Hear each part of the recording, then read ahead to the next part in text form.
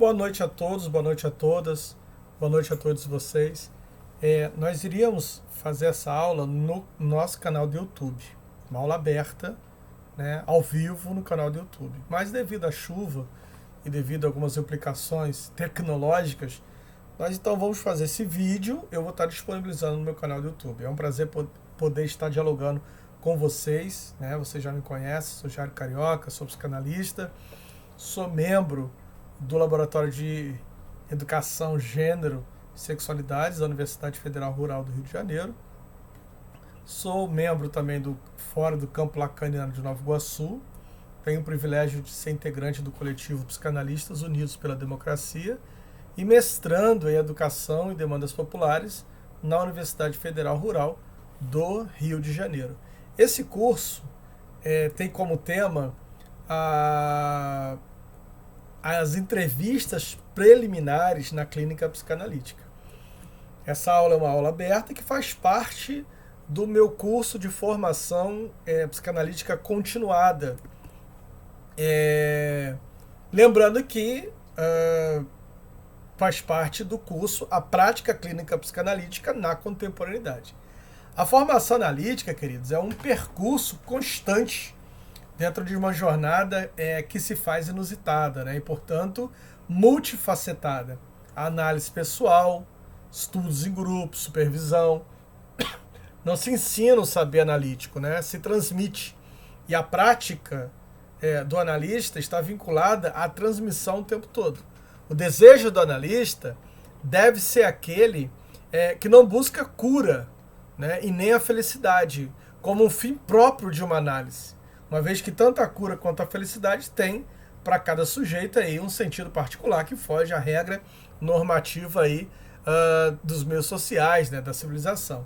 Então, com este curso, nós desejamos fazer parte da sua formação de modo a que sejam preservados a ética e os fundamentos da psicanálise. Então, pensamos numa dimensão histórica que possa abordar as questões da crise da psicanálise pós-freudiana e que possa propor um novo paradigma contemporâneo.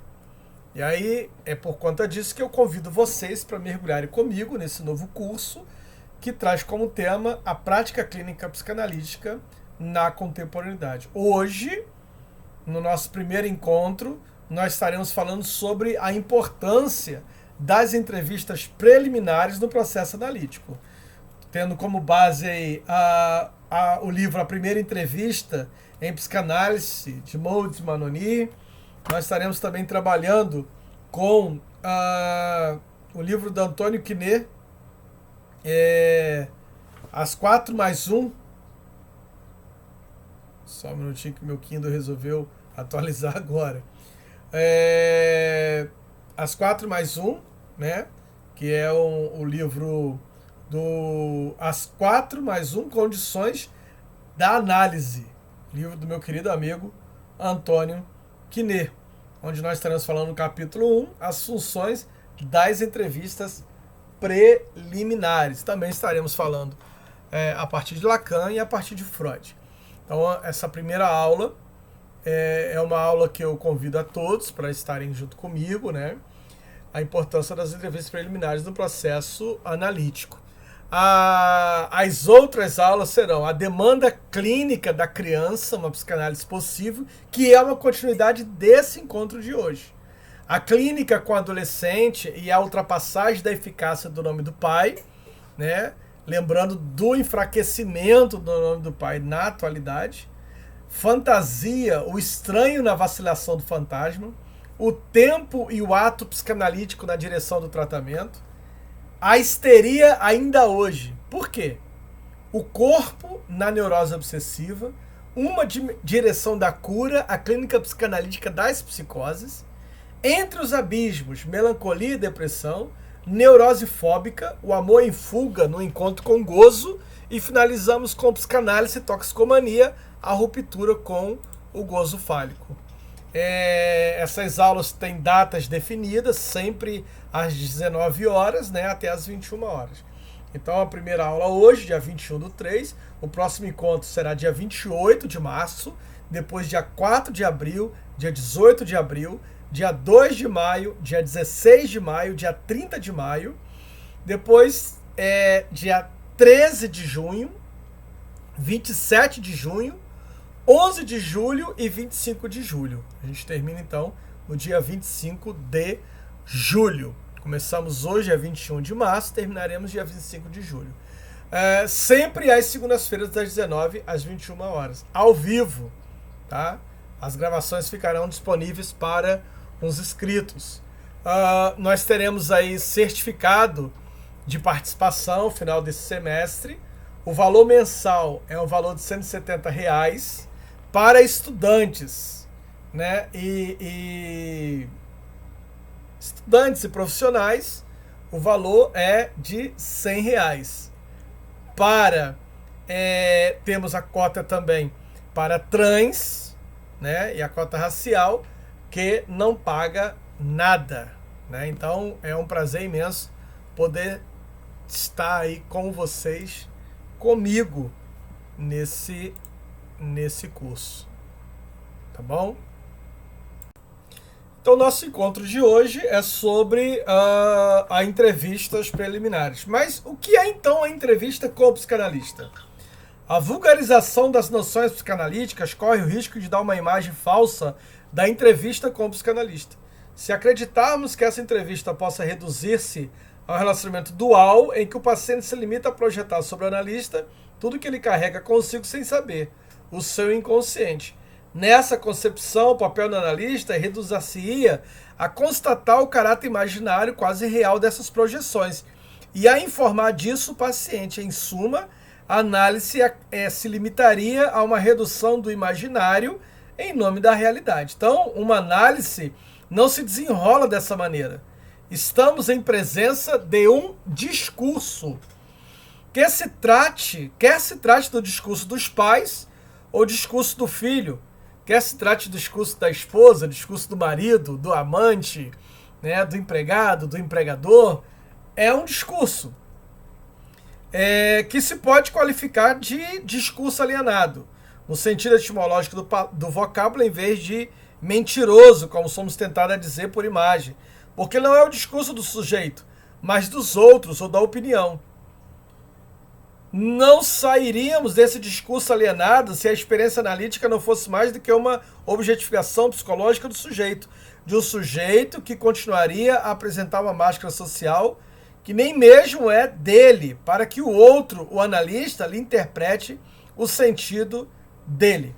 Se Lacan, para voltarmos às fontes freudianas, enfatizou tanto o discurso do sujeito, mais do que a elaboração dos estágios de desenvolvimento instintivo, é porque o sujeito, de certa forma, incorpora a sua história ao seu discurso. E é pela sua palavra que ele constitui o seu pensamento numa dialética. É decifrando essa palavra, vai nos dizer Lacan, que Freud encontrou a língua inicial dos símbolos que vive no sofrimento do homem e da civilização. Hieróglifos da histeria, brasões da loucura. Essa palavra nem sempre é fácil de aprender, porque o homem utiliza muitas vezes a linguagem para mascará-la ou para afogá-la. Veja bem que psicanálise não é bate-papo, terapia não é falar do outro ou falar sobre o outro, né? É isso que o Lacan está dizendo, é sobre um discurso. Quando o sujeito fala da sua masculinidade, ele fala de um discurso sobre o masculino. Quando fala da feminilidade, fala de um discurso sobre o feminino, né? Quando fala da sua homossexualidade, ele fala sobre um discurso. Então o sujeito está o tempo todo produzindo discursos. E quando eu falo do outro, eu também estou produzindo um discurso que não tem nada a ver sobre o outro. Então, em psicanálise não é bate-papo, não é um falar sobre alguma coisa, mas é como essas coisas me atravessam, como essas coisas fazem laço com a minha história, com a minha trajetória, como eu sofro a partir dessas histórias, né? Como esse discurso sobre o masculino, por exemplo, me faz sofrer, como esse discurso sobre o feminino me faz sofrer, como esses discursos se desenrolam na minha própria trajetória. Então, é preciso apontar essas posições essenciais mal conhecidas de um público habituado a uma vulgarização simplista e errônea da psicanálise. Então, falar sobre o que é a entrevista com o psicanalista é falar exatamente sobre aquilo que eu prometi a mim mesma, né? Que comigo não seria assim. Eu não me deixaria envolver, como disse uma vez uma analisante, né? Eu não me deixaria envolver. Quando eu percebi, já estava morando junto, já estava me casando. Então, o sujeito, na sua conduta e no seu discurso, ele vai criar alguma coisa, um mito, um folclore, né? E vai libertar isso, em primeiro lugar, dentro do consultório. E ele vai precisar de um tempo para compreender que a sua verdade está situada, né, em um caminho que não é tão fácil para um analista poder restituí-lo ao próprio ao paciente. Então, é comum você ouvir o analisante dizer assim: eu nunca disse isso para ninguém, nem para o meu filho, nem para minha esposa, eu nunca disse isso para ninguém, eu nunca disse que esse filho não é do meu marido, eu nunca disse que eu traí a minha esposa, eu nunca contei essas coisas.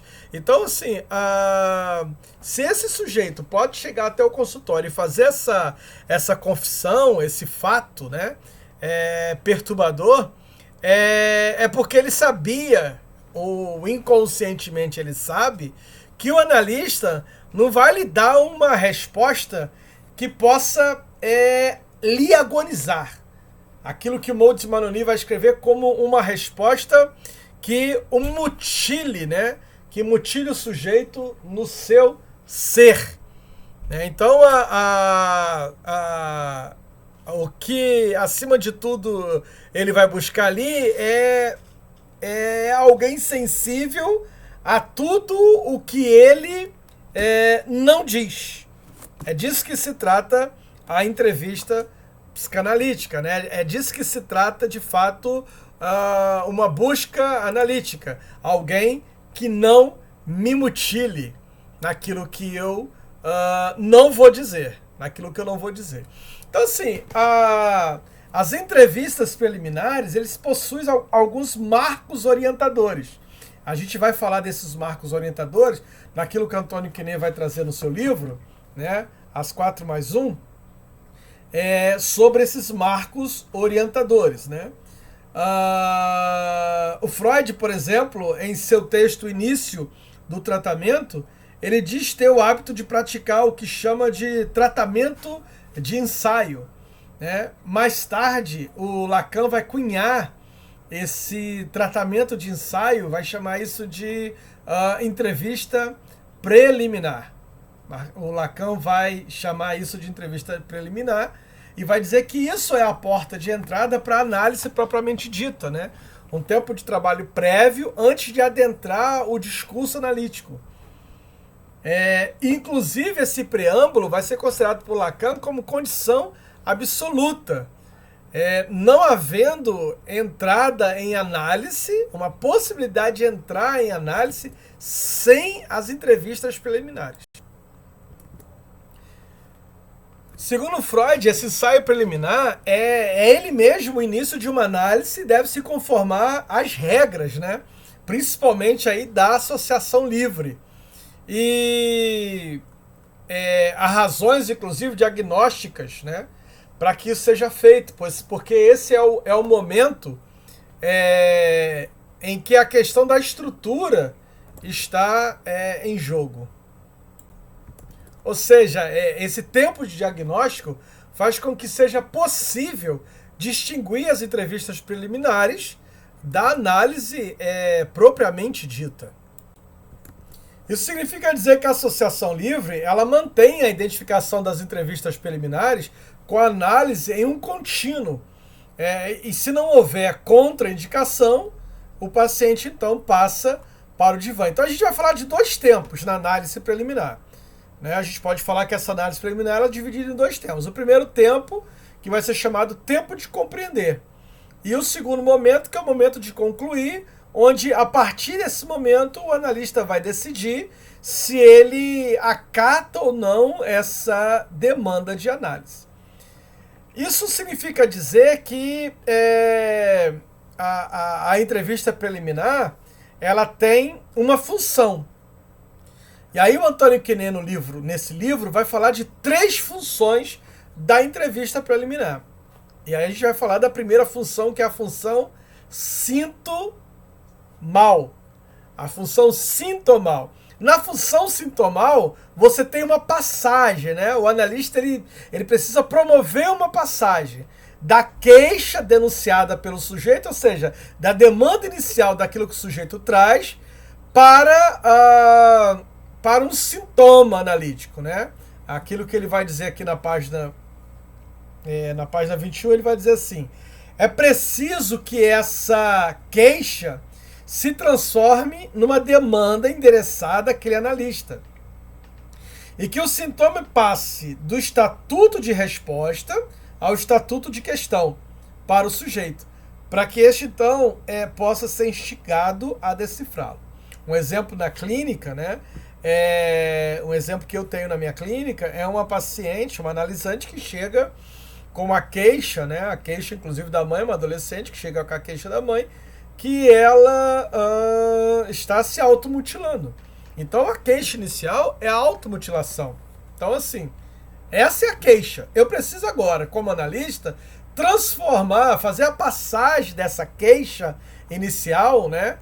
Promover a passagem dessa queixa para um sintoma analítico, ou seja, transformar isso, que é uma queixa, automutilação, para uma questão para o sujeito. E aí, quando transforma isso, né, só a partir daí é que uma análise, de fato, vai passar a surgir. Então, veja bem que ela é uma adolescente que está num processo de abandono de um corpo infantil, né, um corpo amado, um corpo desejado pelos pais, para um corpo adulto que talvez não corresponda às expectativas da própria família sobre esse corpo, principalmente ela, que é um corpo feminino, um corpo mulher. Então, uma mãe extremamente preocupada com o corpo, né? Inclusive, uma mãe que tem diversas cirurgias estéticas, como a própria filha vem, né? Passa, que tem um ideal de cabelo, e a filha tem um cabelo que não se sujeita a esse ideal, que tem um ideal de corpo, que tem um ideal de seio, né, que colocou silicone, que fez essa estética, que fez essa outra estética. E, quer dizer, esse é o modelo que a filha tem, né? E aí essa recusa a entrar nesse mundo adulto. E aí você tem uma queixa. Você tem uma queixa, que é a automutilação. Mas existe uma questão aí, que é o quê? A não aceitação desse devir, desse corpo que será e o que eu não sei. E que já me traz uma angústia por isso. E aí, quando a gente começa a trabalhar essa questão, né, você tem de fato aí uma demanda para a psicanálise. Né? O sintoma, você tem aí uma demanda endereçada ao analista, onde o sintoma passa do estatuto de resposta, por que eu me corto, por que ela se corta, né, para o estatuto de questão para o sujeito. E aí vamos decifrar essa questão. Né? E aí você tem toda uma resposta na clínica em relação a isso. Né? Então o Lacan dizia isso: eu não acolho demanda. Porque ao não acolher a demanda, ou seja, quando eu me recuso enquanto analista a aceitar a demanda endereçada, né, que traz um estatuto de resposta, eu permito que assim o sujeito possa de fato trazer o seu desejo. E aí cabe ao analista introduzir o desejo nessa dimensão sintomal. Né? Essa função sintomal surge a partir da demanda de análise. Ou seja, o que levou o sujeito a procurar um analista? Lacan acreditava, né, que a demanda de análise não deve ser aceita em estado bruto, mas essa demanda deve ser questionada. Ela se corta. Essa é a demanda, né, do estado bruto. Essa demanda precisa ser questionada. Ele não acredita Lacan acredita em quem procura o analista para se conhecer melhor. Ele considera que essa não é uma demanda de análise. Costumava, inclusive, nem aceitar esse tipo de analisante. Para Lacan, a única demanda verdadeira é aquela que se particularizará num sujeito que se apresenta ao analista representado pelo seu próprio sintoma. Então, a demanda de análise ela é correlata à elaboração do sintoma enquanto sintoma analítico. É preciso que haja uma certa analisabilidade, né? Que é a função do sintoma e não do sujeito.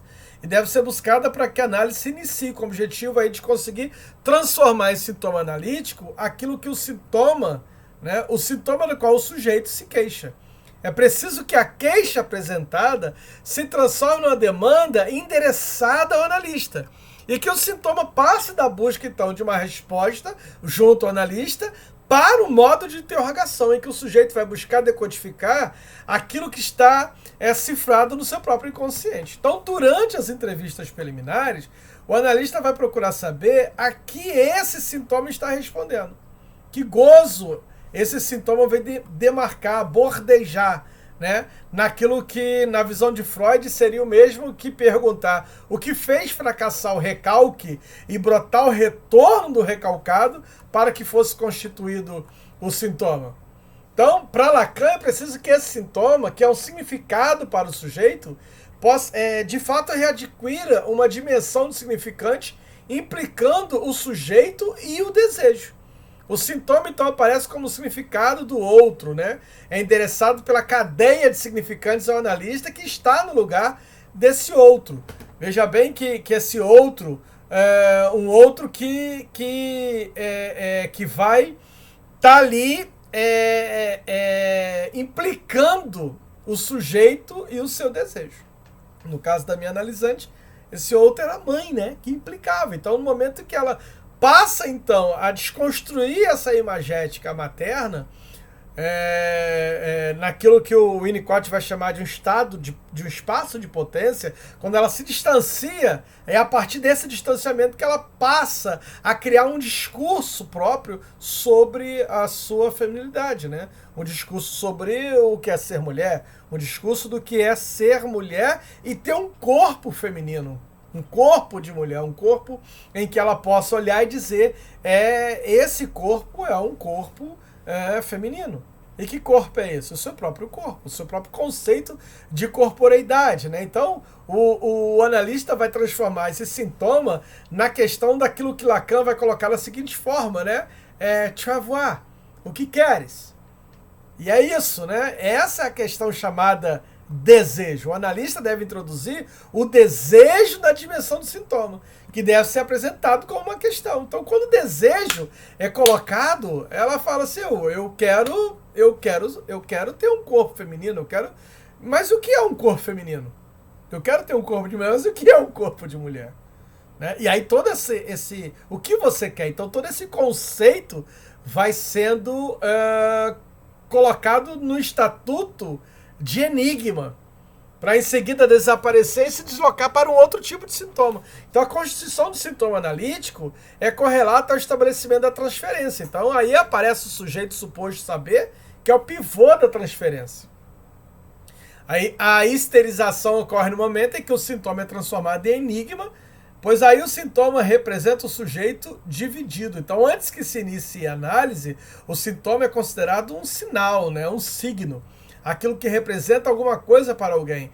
Quando esse sintoma se transforma em questão, ele aparece como a própria expressão da divisão do sujeito. Nesse momento, o sintoma, ao ser endereçado ao analista, é transformado no sintoma analítico. Foi o que Lacan, inclusive, buscou esclarecer com a formulação que o analista completa o sintoma, que corresponde ao discurso aí da histérica. Então, com esse sintoma, o sujeito se dirige ao analista com questões como essa, né? O que isso quer dizer?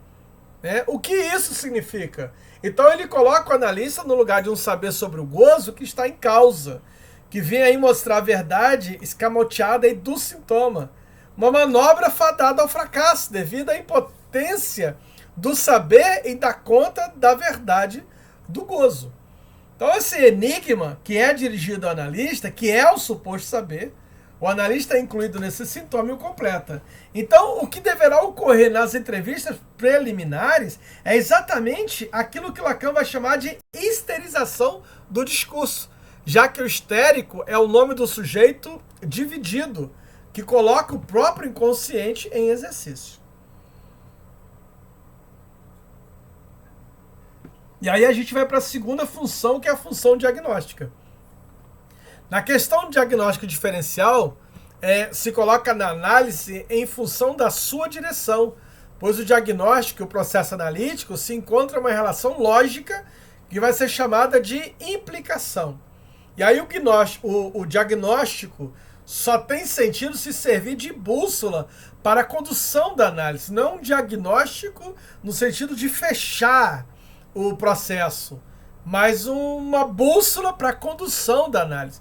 O diagnóstico é buscado no registro simbólico, onde são articuladas aí as questões fundamentais do sujeito sobre o sexo, a morte, a diferença entre o sexo, a procriação, a paternidade, né? Na travessia do complexo de Édipo, a inscrição do nome do pai no outro da linguagem vai permitir ao sujeito se inscrever na partilha dos sexos, né, por efeito da significação fálica. Então, a partir do simbólico, pode-se fazer o diagnóstico diferencial estrutural por meio de 3 modos de negação do Édipo, negação da castração do outro, que corresponde aí às 3 estruturas clínicas, as 3 formas de responder ao complexo de Édipo, a castração, as 3 maneiras de gozar, que é a neurose, a perversão e a psicose.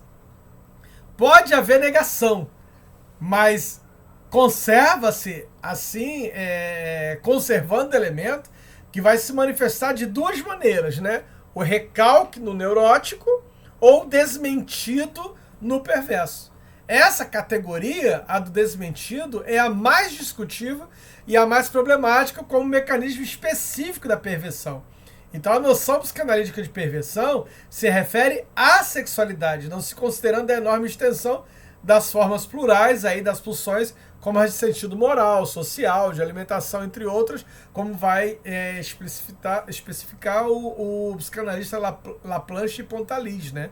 No recalque, o neurótico o nega, mas o conserva de forma inconsciente. Por outro lado, no desmentido, o perverso o nega e o mantém no fetiche. Essas negações que conservam o elemento negado acabam implicando a admissão do Édipo no simbólico, o que não acontece na foraclusão, né? Então a foraclusão é o modo de negação que não deixa traço. Os vestígios são apagados e não há entrada no Édipo. Eu tenho uma aula inteira no meu canal do YouTube sobre as 3 maneiras de gozar, né? A neurose, a psicose e perversão. Está aberto, vocês podem assistir para compreender isso melhor. Lacan vai introduzir o termo foraclusão para explicar as diferenças enormes e maciças entre psicose e neurose. A neurose opera por meio do recalque, enquanto a psicose opera por meio da foraclusão, né? Do francês forclusion. Refere-se originalmente ao ambiente jurídico, né? A um processo prescrito, que não existe mais legalmente. O processo prescrito é um processo da qual não se pode mais falar. Então, embora Lacan derive o termo foraclusão do trabalho dos linguistas franceses, né, ele utiliza de maneira mais diversa, pois para ele o que é foracluído não é a possibilidade de ocorrer o evento, mas o próprio significante ou significantes que traz a impossibilidade. Não é que alguém diga que alguma coisa é impossível. Um processo seria mais próximo da denegação, mas o fato de que quem fala não tem os meios linguísticos de fazer a declaração. Então o termo foraclusão, como forma de negação, indica por si mesmo esse local de retorno à inclusão fora do simbólico. Então, cada modo de negação enseja aí um retorno diverso do que é negado, né? No recalque do neurótico, o que é negado no simbólico retorna ao simbólico, sobre a forma de sintoma, que é o sintoma neurótico. No desmentido, o que é negado é ao mesmo tempo afirmado e retorna sobre a forma de fetiche, que é o fetiche do perverso. Então, o termo fetiche tem em sua origem, né, em sua origem se refere ao objeto a que se atribui poder sobrenatural ou mágico e se presta culto, né? Ou então um objeto inanimado ou parte do corpo considerada aí possuidora de qualidades mágicas e eróticas, né? Então, apropriado pela psicanálise se refere a algo que é colocado em lugar do objeto sexual. E pode ser uma parte do corpo inapropriada para as finalidades sexuais, ou algum objeto inanimado que tenha relação atribuível, né, com a pessoa que ela substitui, como uma peça de roupa, um adereço, até um brilho no nariz, como vai dizer Freud, né, no seu texto Fetichismo. Nesse texto, vai-se direto ao estabelecimento de que o fetiche é um substituto para o pênis, como vai dizer o Freud, mas não para um qualquer. O fetiche é um substituto do pênis da mãe, em que o menininho outrora acreditou e cuja crença não deseja abandonar.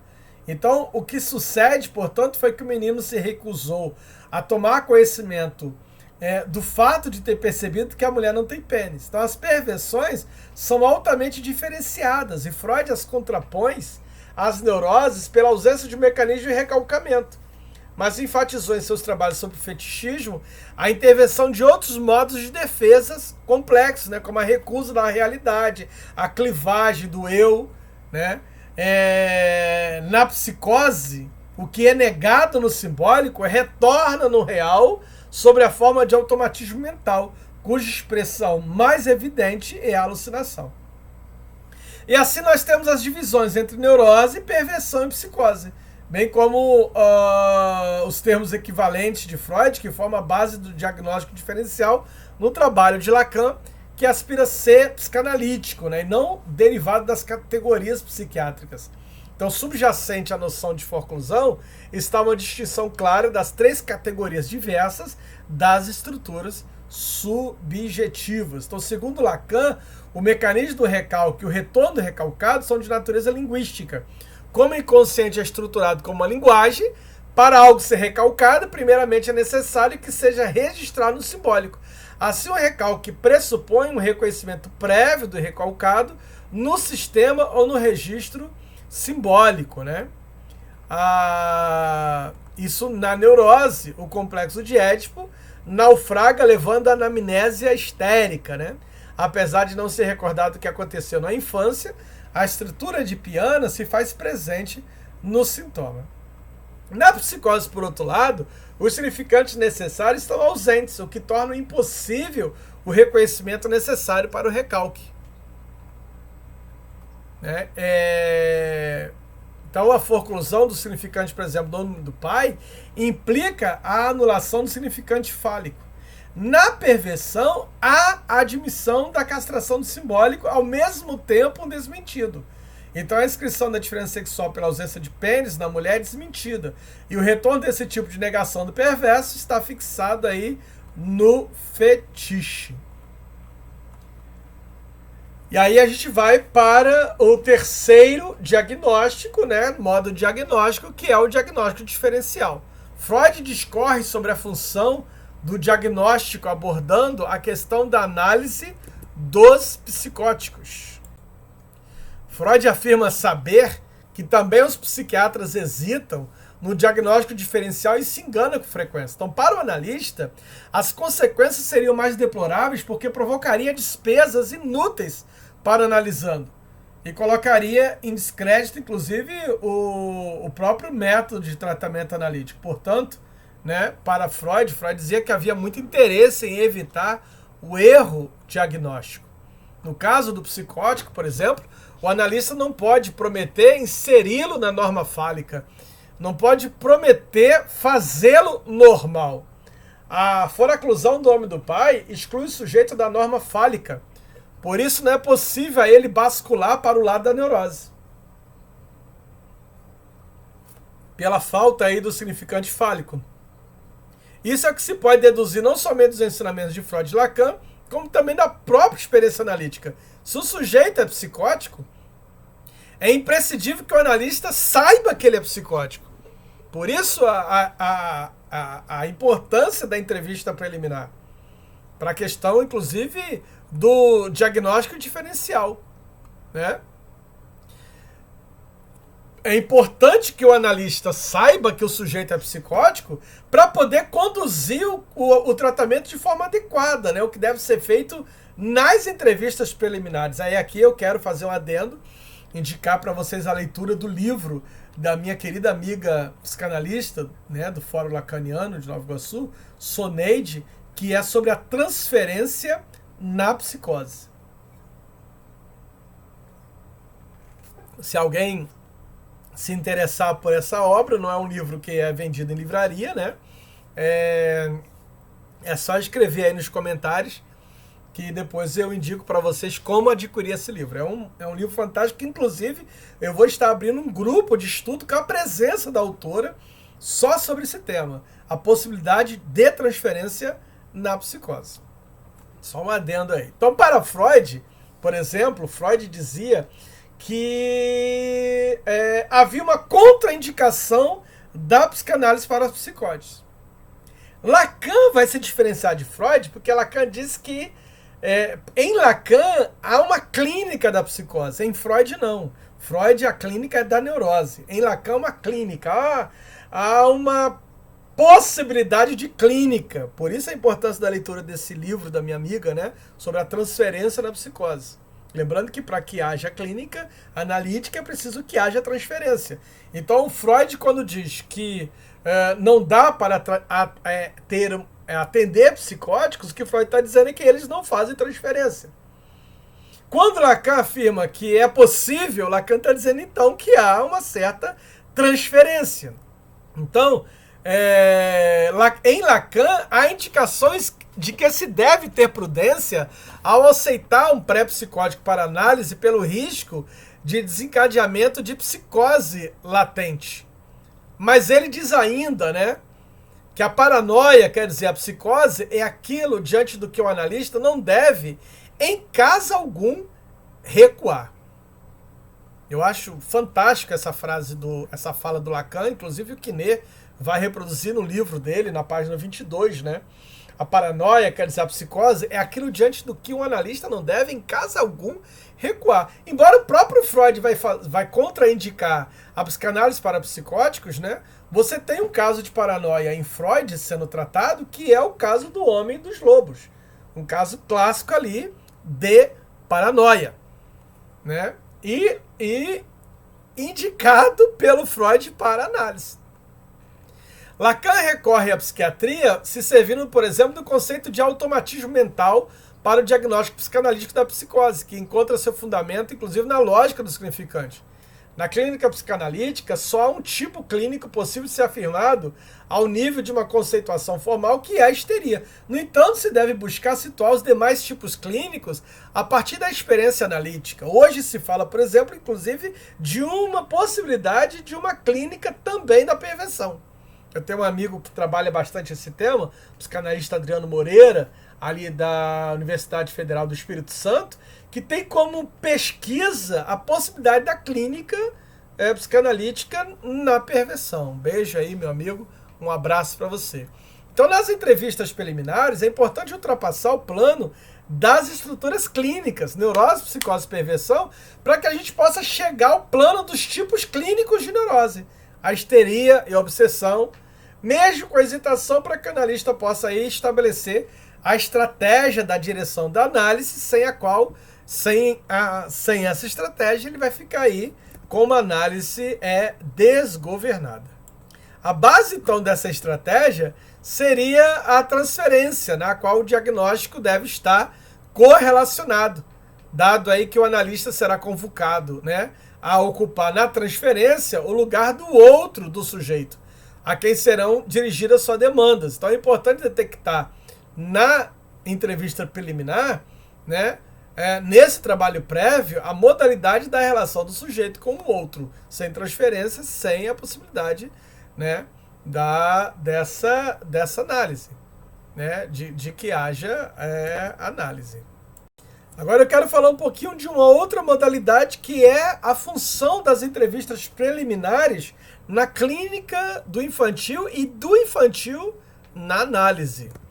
A clínica psicanalítica com crianças, né, ela traz muitos questionamentos que vão desde o manejo clínico do lugar ocupado pelos pais, né, ao próprio lugar ocupado pela criança. Então, a clínica psicanalítica com criança obedece aí os mesmos fundamentos da análise dos adultos. Entre eles, a realização da entrevista preliminar.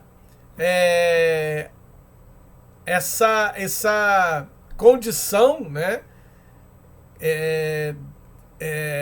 considerada por Lacan como uma condição absoluta, né, a gente já falou sobre isso, porque é a partir dela que o analista tomará as decisões de sustentar ou não uma certa demanda de análise, né? Também vai seguir as mesmas funções, né? A função sintomal, a função diagnóstica e a função transferencial. E aqui eu queria me prender mais à função transferencial. Nós já falamos da função sintomal, da função diagnóstica. Na função transferencial, é o que Lacan vai chamar de transferência do começo da psicanálise, né? As entrevistas preliminares com crianças ou adultos sustentam um tempo lógico, o tempo do inconsciente de fazer emergir a transferência, enquanto mola propulsora aí da análise, sendo inclusive uma das chaves que diferenciam a psicanálise das outras psicoterapias. É aqui que o Lacan vai dizer que há uma terapia em psicanálise, né? Existe uma psicoterapia em psicanálise, mas não é só isso. Ela tem alguma coisa a mais, que é quando o sujeito, porque em transferência, né? Somente quando o sujeito está sob transferência, é que de fato a gente tem um sinal de que ele entrou em análise. Então, como é que eu sei que alguém entrou em análise? Quando começa a transferência. Então, a base de uma análise é transferência e resistência. Sem isso não se faz uma análise. Sem isso você não tem, de fato, uma psicanálise, né? Então, quando a transferência entra em análise, você tem aí um desejo de um suposto saber na demanda de análise associada a um sintoma que faz a pessoa sofrer. O Quinet vai pontuar como sendo necessário o estabelecimento da transferência, né, para que a análise tenha início. E essa transferência, segundo Lacan, está lá desde o início exatamente graças ao analisando, pois é ele que vai endereçar o seu sintoma ao analista. E aí cabe ao analista, por sua vez, saber manejar essa relação transferencial, né? Naquilo que o Quinet vai dizer que a analisabilidade é função do sintoma e não sendo do sujeito, né? Deve ser realizada para que a análise se inicie na modificação do sintoma, da qual o sujeito se queixa, em sintoma aí, em um sintoma analítico. Conforme a análise do adulto, né? Antes de dar início a uma análise infantil, o analista precisa distinguir o motivo pelo qual ele é procurado. Uma vez que a demanda trazida pelos pais é diferente da demanda trazida pelos filhos. Os filhos são sintoma dos pais, né? A Françoise Douto vai falar isso o tempo todo, né? Que os filhos são sintoma dos pais. Então, somente quando os pais não conseguem mais dar conta do sintoma manifestado por seu filho, é que eles levam os filhos à clínica com um pedido de cura endereçado ao analista. Porém, esse pedido de cura não é suficiente para que uma criança se engaje numa análise. Não basta que os pais indiquem um sintoma manifestado pelo filho, né? Esse pedido de cura, segundo Lacan, é carregado de sofrimento dos próprios pais e esconde uma verdade familiar que vai ser denunciada pelo sintoma da criança. É nesse sentido que o trabalho analítico com criança é realizado através de um discurso coletivo que envolve a criança, os pais e o analista. Então, só é possível saber o lugar que foi reservado à criança se primeiro oferecermos a escuta aos pais. E aí, as primeiras entrevistas, né, vai nos mostrar isso se estivermos atentos aos significantes que vão se repetir nos discursos, né, e que deixam marcas aí no corpo, né, das crianças. Então essa escuta dos pais permite ao analista delinear as posições de cada um dentro da estrutura familiar, os desejos, os lugares que ocupa, para entender onde a criança se encaixa nesse emaranhado de intersubjetividades que atravessa essa criança, né? Se trata aí da busca de compreender sobre qual o lugar que a criança ocupa na estrutura edípica e qual o lugar ocupa também no desejo dos pais. Há um gozo em todo esse sintoma. Então a gente precisa saber qual o gozo que os pais têm em relação ao filho e qual o gozo que o filho tem em relação aos pais. A Maud Manoni aponta que o interrogatório dos pais, né, no livro que eu apontei, a primeira entrevista em psicanálise, e a entrevista com as crianças visam exatamente, né, essencialmente, numa primeira etapa, ao exame do diagnóstico que foi elaborado e trazido por essa relação triangular. Então, é no patamar do tratamento da criança que a mensagem dos pais, dos responsáveis, né, deve ser percebida. Então, além de escutar e acolher esse discurso dos pais, o que é apresentado como sintoma da criança, é preciso também preservar o espaço para endereçar-se a essa criança, para ela poder se expressar e se posicionar como sujeito, né? Afinal, exatamente essa é a aposta que se lança o tratamento psicanalítico, né? E as entrevistas preliminares na clínica psicanalítica com criança têm como de suas principais funções dar ao sujeito a possibilidade de expressão subjetiva para além da posição de objeto que ela ocupa na fala dos pais.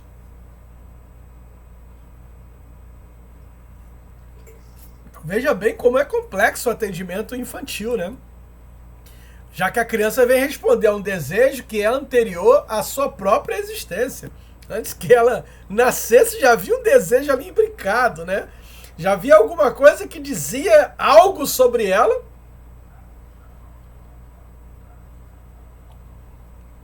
Antes dela nascer, antes dela existir, né? Então precisamos saber se a criança reage de forma traumática à tentativa de responder a esse lugar de desejo que os pais lhe reproduziram antes da sua própria existência. Cabe ao analista resistir, e isso é uma coisa extremamente importante, né? Cabe ao analista resistir em não tomar o discurso dos pais, como uma verdade absoluta, travestindo a demanda deles numa demanda própria da criança.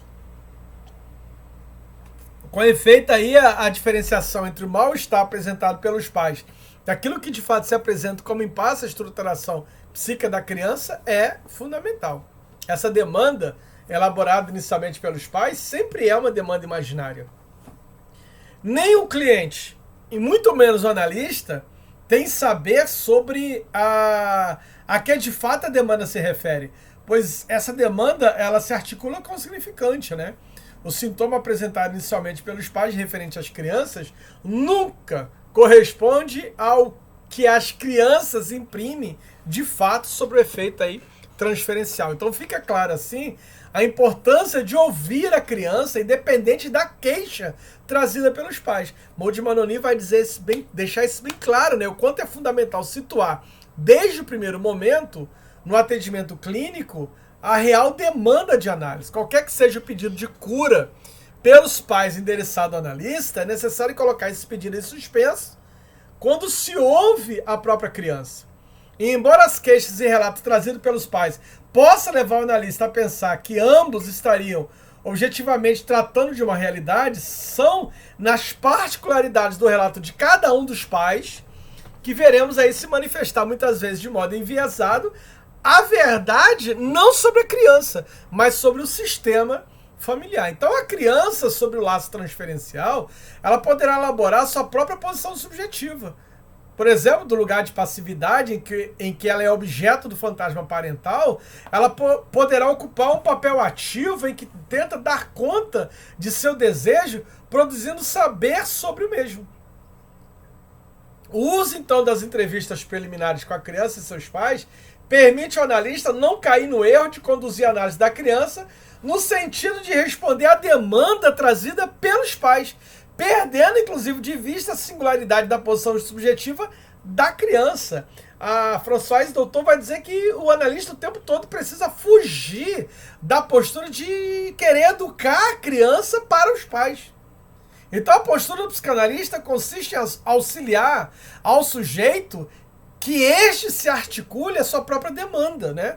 Que ele possa constituir-se na sua fala. Como eu disse para vocês, a minha analisante trazida pela mãe, né?